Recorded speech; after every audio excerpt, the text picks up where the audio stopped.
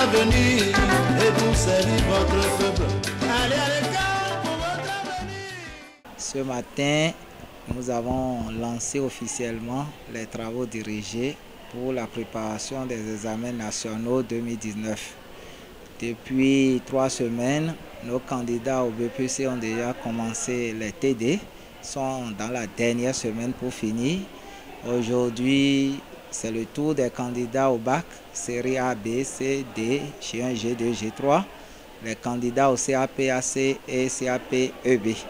À 7h00, les TD ont véritablement commencé et se poursuivre pour 4 semaines.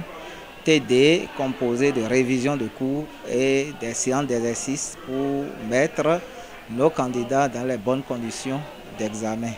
Donc on essaie de simuler, de les montrer comment il fallait se concentrer, réfléchir sur les sujets et essayer de leur donner des conseils d'accompagnement pour que le jour d'examen ne soit pas dépaysé.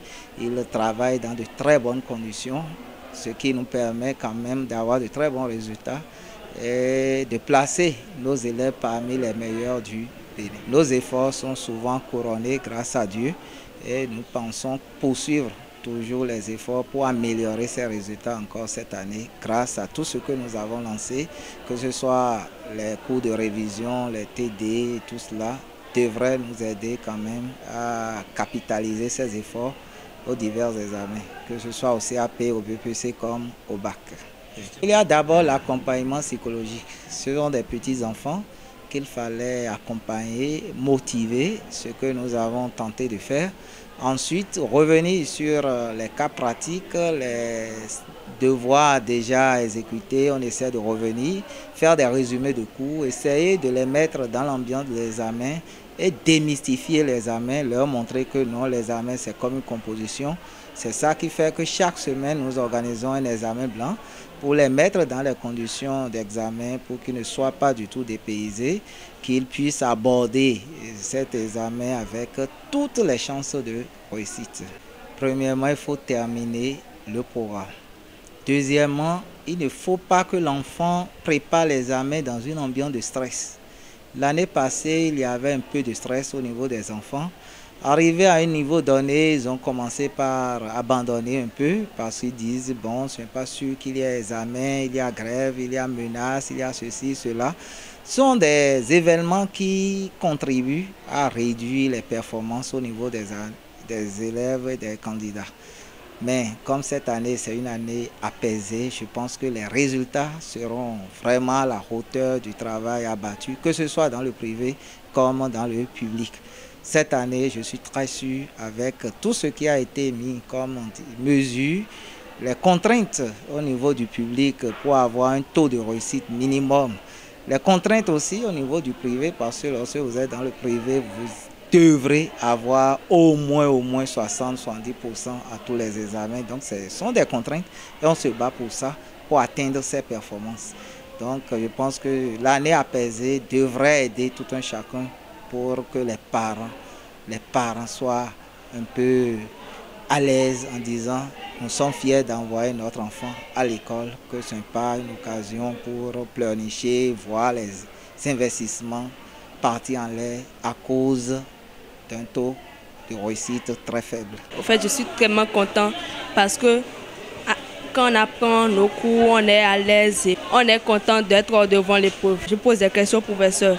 Là, il me répond, il me dit que voilà ce qu'on doit faire. Et à la maison, je reprends encore l'exercice. Puis à l'école, je révise encore mes cours. SVT, toutes les matières, je d'apprends. Les professeurs nous expliquent des bonnes. On nous explique quoi. Mais des fois, quand on finit, je vois le professeur à 10h, je lui pose encore des questions. Il me réexplique encore ce que je n'ai pas compris en salle. On est là, avec les TD, on est dans de meilleures conditions, on fait de bonnes révisions, donc ça prête très bien. L'école nous accompagne très bien. Il y a les professeurs qui nous aident. Quand on ne comprend pas, on va vers les profs, ils nous aident. On est là. On a fini tous les programmes. On ne fait que des révisions maintenant. On voudrait que ce qu'on apprend puisse sortir et que nous puissions travailler pour qu'on amène encore des mentions cette année. Ces réformes, ça nous accompagne puisque le privé a devancé le public en matière de réforme. Chez nous, quand même, les professeurs dans les différentes classes d'examen sont tenus d'avoir au moins 50% pour pouvoir retrouver leur classe. Et lorsque vous avez les 50%, vous avez des primes qu'on vous donne, des primes mensuelles tout au long de l'année qu'on vous donne. Il y a des accompagnements qu'on vous donne, il y a des remerciements pour vous encourager à mieux faire. Et nous avons au moins plus de 45% de nos enseignants, que ce soit en troisième, que ce soit en terminale ou en première G, qui ont toujours 50% dans leur matière. Au moins 45%. Et on veut aller vers les 70% pour que tout le monde dépasse ses performances. Ce qu'on fait pour accompagner, c'est d'abord au niveau du privé, une prise de conscience, une bonne organisation. Et le professeur, lorsqu'il est en classe, il se sent responsable. Il voit qu'il doit travailler pour motiver ses enfants et les accompagner vers la réussite. C'est d'abord le premier point. Si le professeur est engagé, je pense qu'il n'y a pas du tout de problème. Il se donne et il fait tout pour pouvoir nous offrir un très bon résultat. Je pense que ça a commencé aussi au niveau du public parce qu'aujourd'hui, il y a des cahiers de charges qu'on a donnés au directeur.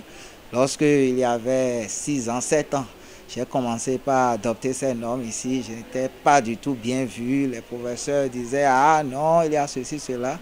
Mais lorsque le public a commencé, j'ai dit « Voilà, l'histoire donne toujours raison et qu'il faut la performance à tous les niveaux, que ce soit au niveau du privé qu'au niveau du public ».